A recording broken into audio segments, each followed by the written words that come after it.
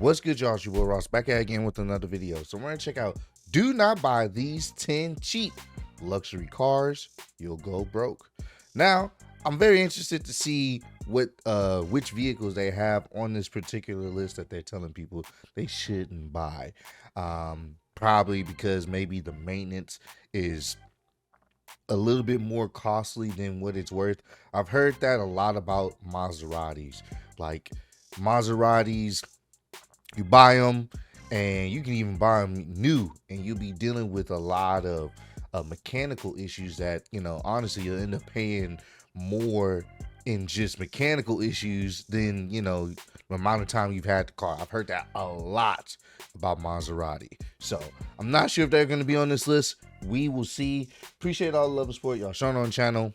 Let's get right into it, man. If your dad didn't sell, if you don't have a trust fund, or if your dad didn't sell an app for millions of dollars recently, then this video is for you. Because today is about luxury cars. Not the best, most amazingly engineered ones. Oh no. This is about the ones that will turn what little money you already have into dust. And that's why right now, I'm gonna warn you about 8 luxury cars that will probably leave you stranded if you buy one. Let's get into it. All right. Let's see which ones you're talking about, man. Now, I'm hoping the BMW guys don't show up at my door with pitchforks over this one, because our first pick is the E90 generation BMW 335i. Hey, I actually like these cars. In fact, I've been wanting to build one on our sister channel for months now. And in my defense, you guys of all people should understand why this car is on this list. I know you've touched those nasty, sticky, sun-baked door handles, don't lie to me. The interior parts aren't enough. So why is it in this lineup? Well, a lot of the problems with these cars run from one part right to the next. For example, the fuel systems are extremely complicated with multiple pumps and high-pressure direct injection. And shocker, both pumps fail. So do the fuel injectors, and they're the pricey piezoelectric ones that require specific coating to the ECM. And problems with fueling result in a lean running engine. And what does running lean do to an engine? Say it with me. Explode. Oh, damn. And the fun doesn't end there, my friends. You've seen the memes about BMWs being in a perpetual puddle of their own oil, and while it is definitely satire, all jokes have a shred of truth in them. And this 3 Series? Well, valve covers, oil cooler gaskets, oil filter housings, oil pans, and rear main seals all leak, leaving you a beautiful yet expensive rainbow-colored pool of liquid on the ground. Then there are the cooling system issues, not helped by the complex and expensive water pump, as well as plain old turbocharger failures. And that's the whole reason you buy these things, for those turbos, am I right? But that leads me to one important caveat. People do still buy these cars because, well, they're comfortable, nice to look at, and have nearly unlimited tuning potential. The strong factory internals and out-of-the-box twin-turbo system provide a perfect basis to make double the factory output consistently. But unless you've got thousands to spare in your bank account, or are able to perform some of these complicated services on your own, the E90 335i is a car you're probably better off admiring from afar. And to this point, people are still going to buy them, even though the maintenance for that particular model may not be the best. It's BMW, and it don't take much to gain so much power out them cars. It's coming from someone that's a Mercedes fan. I understand that BMW, they essentially are the kings when it comes to getting so much power with so little work. You don't have to do much, and your car is making twice what it was stock from the factory. So I guess you could say that's the trade-off for some people. Like, you know what? I'm going to get this. The maintenance may be a little bit of a hassle, but the amount of fun I'm going to have with it is going to be the trade-off. Because I see these frequently on the road still today. So, and a lot of people that I see them, especially that pull up to the car meets, they be pushing them despite the issues that they may have. So that's the trade-off with BMW. It's not like that, I don't think, with the newer models. And y'all let me know if y'all know somebody, or if you have a newer model BMW, let me know how the maintenance is. I don't think it is like that with the newer models, but I could be wrong. It's the world-beating, engine-less, and sleek-looking sedan that took electric cars to the next level. Tesla Model S. But the Model S, with all of its ease of ownership benefits, outrageous performance, and virtually unrivaled safety, is sometimes kind of a turd when it comes to reliability. See, electric motors are not as plug and play as you might think. Electric motors get hot, they need a ton of wiring, and they need cooling to ensure they don't turn the car into a molten pile of lithium. And those regulatory systems, just like with any old ICE car, can and do fail. The battery's cooling system in particular is one that often has big leaks, which on its own is an issue. But if the drive components get too hot, they can mess up that complicated wiring I mentioned. And well, you're in for quite an expensive trip to the dealership.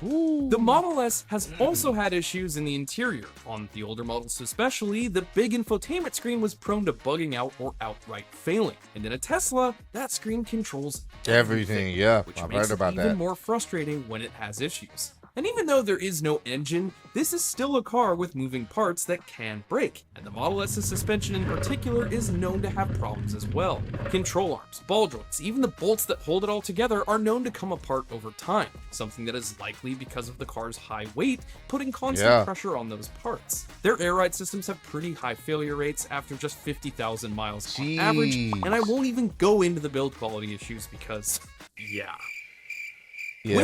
I mean, I've seen people with the new Cybertruck having build quality issues. That's the thing. You're starting to see more Teslas out there. Bro, there's like a Tesla factory, like a Tesla dealership slash, warehouse where, you take your car to get serviced. It's like right up the road from me. Right up the road. And I've heard a few things about just, the quality in the build of Teslas and stuff like that. So, I know other dealerships are getting into the electric space, and Tesla's probably one of the more popular ones out here in the United States, but still spending all that money on a vehicle that you can't really take it to any other place other than a Tesla facility, because they're the only ones that really know what to do.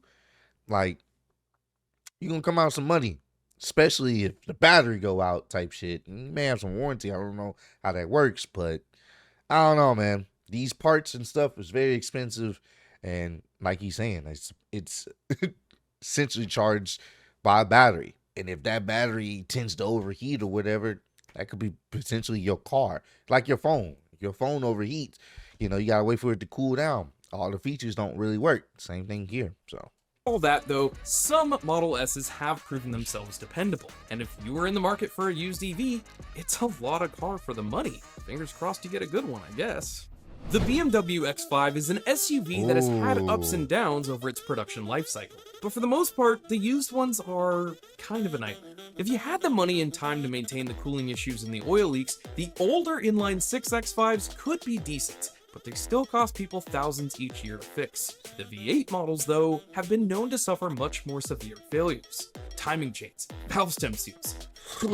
And throughout the 2010s, the X5 didn't get much better. In fact, Consumer Reports gave the 2014 X5 a terrible 1 out of 5 reliability. Damn. A lot of the complaints come from fuel pumps disintegrating, suspension failures, interior quality issues, electrical problems, and of course, general engine nightmares. It's truly unfortunate, considering that the X5 was one of the earliest SUVs to have semi-sports car-like driving dynamics. BMW did a great job on the chassis and made genuine strides in a new and evolving automotive segment, but they dropped the ball almost everywhere else. Funny enough, the new X5 is actually a class leader in reliability. So if you can swing it, swoop one of those up instead of the old. I've been seeing a lot of the newer X5s around. That's why I say I think BMW has improved over the recent years over their cars with reliability. I think, they kind of got tired of that stigma of, if you're getting a BMW, just be prepared for it to be a money pit. So they wanted to kind of, I'm guessing, get more tapped into the regular day consumer that's not willing to pay that much money to get their stuff fixed all the time. But the new ones, I do like the design, and like I said, the newer BMWs just in general, I haven't heard too many bad issues about them.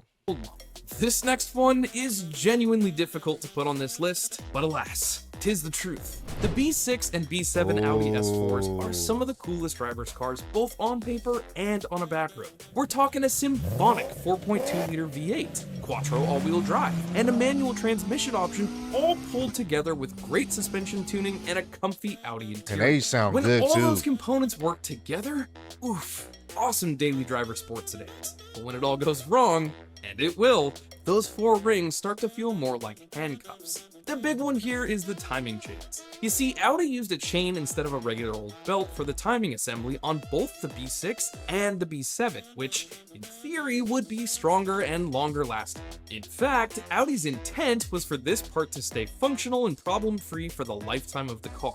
They even put the timing chain at the back of the engine because they thought you'd never have to touch it. Turns out, though, it was the exact opposite. The timing chain guides are made of plastic. Genius, right? And tend to wear down, break, and you guessed it, fail, allowing your timing chain to do whatever its heart desires. That's not good. A timing chain that's not functioning properly will instantly change the timing of the engine, and unluckily destroy the entire thing. These cars also have that classic German trait of leaking oil from various parts like the oil filter housings, valve covers, and really any other places it can. So unless you're willing to take the engine and transmission out of your car every so often to replace the timing chain or spend thousands to get it done professionally, you might have to just bite the bullet on a B6 or a B7. But the B8, on the other hand, was much more reliable with its supercharged V6. Earlier S-tronic dual-clutch transmissions had some problems, but a 2013 Plus S4 is solid. No, it's not a V8, but it'll save your wallet from certain death. When They sound good too. For them to be a V6, I know somebody that has them. They sound good, bro. They sound good. VW took on the entire luxury car world back in the early 2000s, they made one of the coolest cars in history, the Volkswagen Phaeton.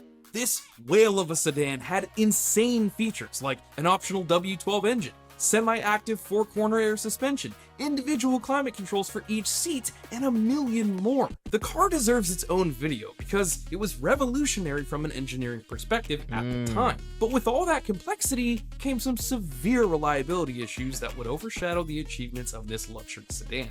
The main issue comes with electrical failures. To make all the crazy features on this car work took a lot of wiring and electrical connections. That just ended up giving the Phaeton more places to fail. There are very few Phaetons in existence that still have function over every original feature, and without those, there's not a lot to justify buying one.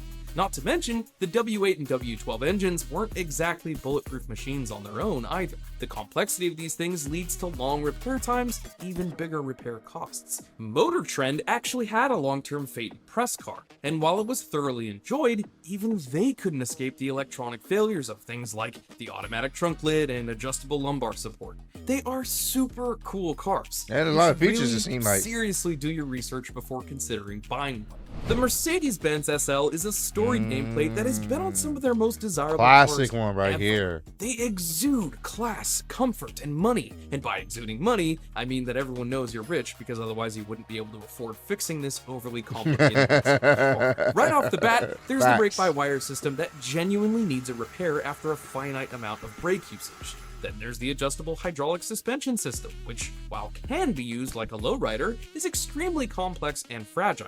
And it's not a question of if it will break, it's when. And then there's the hydraulically powered convertible top that uses way too many overcomplicated cylinders and could, at any time, pour hydraulic fluid onto your head. And mind you, hydraulic fluid doesn't taste as sweet as ATF does. Don't ask how I know. These cars can be enticing though, with trim levels offering V12 engines and some serious performance figures, but trust me, this will trap you and your wallet just like your high school girlfriend. It's a beautiful car. I've only seen a handful of them, and when I do, you know, it's a beautiful classic Mercedes. And I'm not gonna lie to you, but once again, like you said, you gotta have the money essentially to, you know, keep up with that for the maintenance. Cars are often seen through rose-tinted glasses, a nostalgia for a classy and elegant essence that can make anyone look rich. And while that may be true, you need to take those damn things off, because cars like the Jaguar XJ are going to bankrupt. These long and lumbering sedans from across the pond, while definitely seen plenty of these too. have issues almost everywhere else. On both the V6 and V8 models, rubber PCV valves tend to wear out and cause engine problems, valve covers tend to crack, vacuum pumps start to leak oil, and the intake valve runners tend to get caked with carbon buildup, causing big, expensive cleanings. Even the sound-enhancing fake engine noise system has been known to fail. And because this is a British car, all those issues will be compounded by expensive parts and availability problems that'll make sure you regret overlooking everything for that sexy Jaguar body. It's a beautiful car too. The XJ is stunning, and when they work, they drive beautifully. But trust me, this cat will bite you where it hurts the most. Your wallet.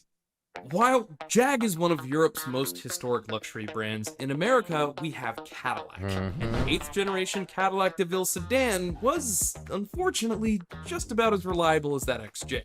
You see, during this era of GM, they were using one of the most hated and controversial engines in automotive history, the Northstar V8. We're talking head gasket issues, oil consumption problems, and of course, the infamous rear main seal failure that'll cost an arm and a leg to repair. The Northstar also had big problems with cooling systems that led to excessive overheating, and problems with a faulty crank position sensor that would screw up the engine's responsiveness or cause the thing to stall. GM just plain dropped the ball with this engine design, and that's why the 4.6-liter Northstar is one to run as fast and far away from as possible. People still have them though. Isn't the end of the story here. The DeVille's non-engine parts have also had their fair share of problems. Things like the power window regulators and climate control systems are commonly faulty on these Cadillacs, and the wires in the steering column tend to break, which sets off the anti-theft alarm system and leaves your car completely unstartable. They may be comfy, and Saul Goodman may have driven one, but the difference is he could probably sue GM and make some money, while you'd just be left with a money pit. So, if you already own one of these cars, maybe consider selling before you run into some real issues, if you know what I mean. And if you think we missed some truly terrible... Hey man, this wasn't a bad list. This was not a bad list.